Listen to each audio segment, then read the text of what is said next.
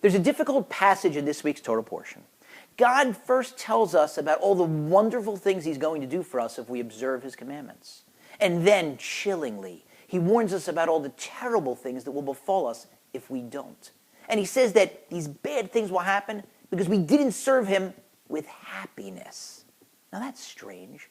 Imagine you take a test. You get your exam paper back and there's a red check mark next to each one of your answers, showing that you got the right answer. And yet your grade is an F. You go to see the professor and you explain that there obviously must have been some mistake made because you got all the questions right, but you got an F. And the professor says, no, that's the correct grade. You say, how can that be? And the professor says, because I was watching you while you were taking the test. You got the answers right, but you weren't smiling while you were writing them down. You'd say, what in the world are you talking about? That makes no sense. And yet that seems to be what's going on here in this passage. And that is what's going on here, because there's an independent obligation attached to every one of the commandments, that we have to do each one of the commandments, each one of the mitzvahs, with a smile on our face, enthusiastically, while doing the happy dance, showing God that we're happy, that we want to serve him, that that's why we were put here in the world. We're not serving him like a conquered nation serves its new ruler. We're not serving him because we're slaves that are bound.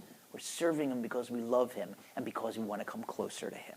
There are those who say that we lost an entire generation of Jews to Jewish observance when the first immigrants came to America. A parent would go to work on a Friday and would come home after being told by the boss, if you don't come in tomorrow on the Sabbath, then don't come in on Monday. You'll be fired.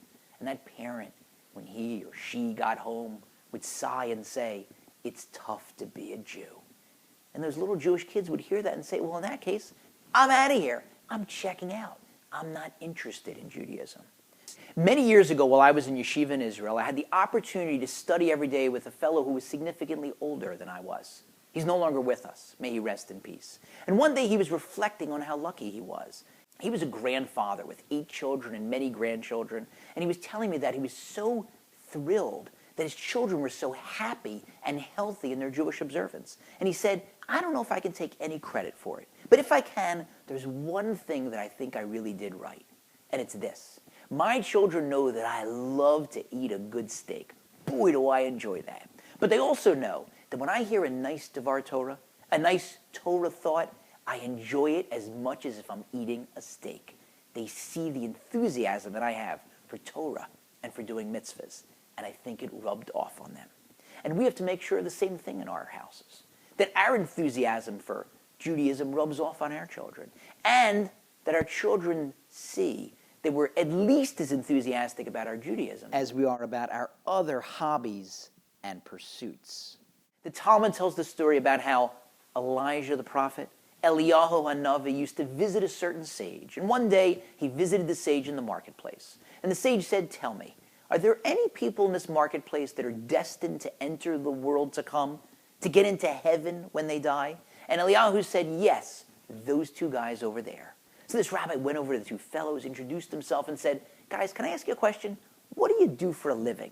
Expecting that they would probably say that they were rabbis or that they gave a lot of charity. And the 2 guys said, we are clowns. Excuse me? Yeah, that's right. We're comedians. When people are sad, we make jokes and we make them laugh. And in that merit, those 2 guys made it to heaven. So don't worry. Don't worry about what anybody else has to say. Put a smile on your face. Be happy when doing mitzvahs.